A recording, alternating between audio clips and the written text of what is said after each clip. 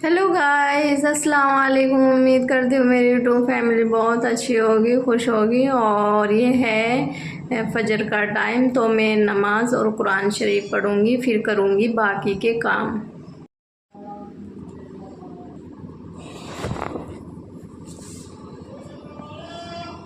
देखो जी, मैं नमाज़ पढ़ने के बाद यहाँ पर कलाम पाक पढ़ने लगी हूँ और मेरी शुरुआत होती है नमाज और कुरान शरीफ से।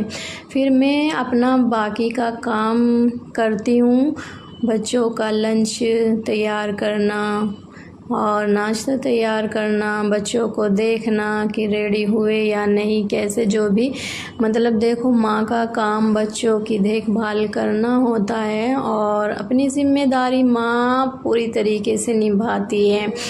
तो देखो, पहली बात हमारी नमाज है। अपनी नमाज और कुरान शरीफ से ही अपनी सुबह की शुरुआत करनी चाहिए, क्योंकि शाम तक ना फिर अच्छे से इतना अच्छा दिन गुज़रता है। हम पता नहीं काम करने के बाद भी ऐसा लगता है जैसे फ्री है, और जब हम नमाज नहीं पढ़ते तो ऐसा होता है जैसे कुछ खो गया है। तो इसी तरीके से प्लीज़ अपनी जो सुबह की रूटीन की तैयारी करे तो वो नमाज और कुरान शरीफ से करे। जो कुरान शरीफ की पढ़ी हुई है तो प्लीज़ कुरान शरीफ, नमाज और कुरान शरीफ के बाद ही अपने घर का बाकी का काम करें। तो जो नमाज नहीं पढ़ती है और तो प्लीज़ नमाज पढ़ा करो। नमाज ही हमारी ज़िंदगी है, हमारी ज़िंदगी की शुरुआत नमाज से होती है, तो किसी भी हाल में नमाज माफ़ नहीं है। तो देखो कितनी बड़ी फ़जीलत है नमाज की कि हम किसी भी हाल में नमाज नहीं छोड़ सकते, चाहे कितनी भी बड़ी कंडीशन हो जाए। तो ये देखो कि कितना बड़ा गुनाह होगा नमाज, एक नमाज छोड़ने से बहुत बड़ा गुनाह है। तो अपनी नमाज का ज़रूर ख़याल रखिए। अगर शुरुआत की करते हैं तो प्लीज़ नमाज और कुरान शरीफ से कीजिए। तो देखो यहाँ पर बस मैं बच्चों के लिए नाश्ता रेडी कर रही हूँ और फिर बच्चों को छोड़कर आऊँगी मैं स्कूल।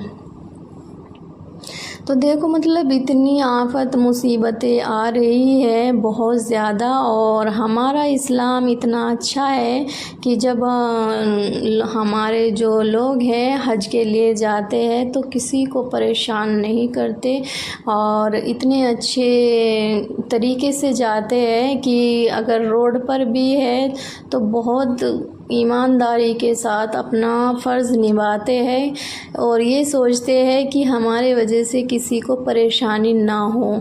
और इधर देखिए कि कावड़ चल रहे हैं, मतलब इधर उधर इतनी आफत मचा रहे हैं कि बाहर निकलते हुए डर लगता है कि मतलब एक रिक्शा तोड़ दी, रिक्शा वाले को मार दिया। एक जो मुल्ला जी थे, मौलाना जो भी थे बेचारे दाढ़ी टोपी वाले, उनको उतारा गाड़ी से, कपड़े फाड़े, गाड़ियाँ तोड़ दी और इतनी परेशानी का सामना करना पड़ रहा है हम मुसलमानों को बहुत ज़्यादा। तो किसी का भी धर्म हो ये इजाज़त नहीं देता कि राह चलने वाले को परेशान करे, नहीं, बिल्कुल नहीं देता। अगर ये समझते हैं कि भाई हमारे धर्म में ये है, नहीं है, हमारे इस्लाम में तो भी इजाज़त नहीं है और हिंदू धर्म में भी इजाज़त नहीं है कि किसी को परेशान करे। तो देखिए, जो मेरी तो समझ से बाहर बात है इनकी कि रोड पर चलने वालों को इतनी परेशानी उठानी पड़ रही है बहुत ज़्यादा। मस्जिद मदरसों के सामने मतलब इतना दंगा फसाद कर रहे हैं, क्यों नहीं करना चाहिए। प्लीज़ अगर मेरी वीडियो को सुन रहे हो तो मैं इस वीडियो से आप सभी के पास ये बात पहुंचाना चाहती हूँ।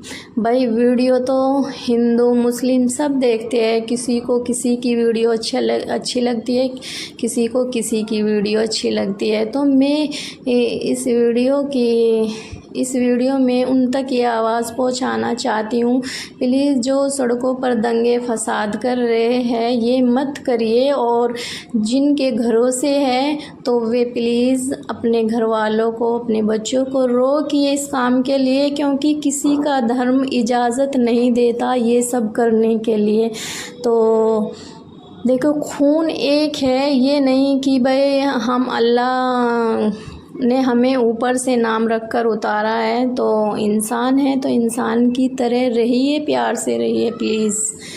तो बस मैं यही बोलना चाहती थी, कुछ ज़्यादा नहीं बोलूँगी, और किसी को मेरी बात गलत लगी है तो प्लीज़ मुझे माफ़ कीजिए, और मैं किसी का दिल नहीं दुखाना चाहती अपने वजह से। तो अपना ख्याल रखिए और अपने बच्चों का ख्याल रखिए, हंसते मुस्कुराते रहिए। तो बस यहाँ पर देखो, मैगी भी हो चुकी है रेडी, बच्चों को लेकर आ चुकी थी मैं स्कूल से। और मैं मैगी बहुत सादे तरीके से बनाती हूँ, क्योंकि जो मैगी का मसाला आता है मैगी के साथ बस वही डालकर बनाती हूँ, क्योंकि मेरे बच्चे मिर्च ज़्यादा नहीं खाते और मसाले वसाले भी ज़्यादा नहीं खाते, क्योंकि मुझे भी नुकसान होता है उन सब चीज़ों से। और बस इनके साथ ही मैं बैठकर खा लूँगी। यहाँ पर खाने के बाद फिर मैं प्रेस करने लगी थी, क्योंकि बच्चों को छोड़कर आने के बाद मैं नहाई धोई और कपड़े धोए थे। तो फिर मैंने सोचा मेरा सारा काम हो चुका है ख़त्म, तो मैं प्रेस कर लेती हूँ। तो यहाँ पर देखो मैं प्रेस करने लगी हूँ, और बस मेरा ये पूरा दिन ऐसे ही निकल जाता है, मुझे पता ही नहीं चलता, हंसते मुस्कुराते हुए जैसे भी निकलता है। अल्लाह का शुक्र है, और मैं तो अल्लाह का शुक्र अदा करती हूँ, क्योंकि इंसान मुश्किलों से गुज़रता हुआ ही आगे बढ़ता है। और हम अगर किसी चीज़ के लिए ठान लेते हैं तो कि हमें इस काम में जीतना है, तो इंशाअल्लाह उसमें कामयाबी ज़रूर मिलती है, क्योंकि अल्लाह सब दिलों के हाल जानता है। और अल्लाह अपने एक बंदे से 70 माओं से भी ज़्यादा प्यार करता है।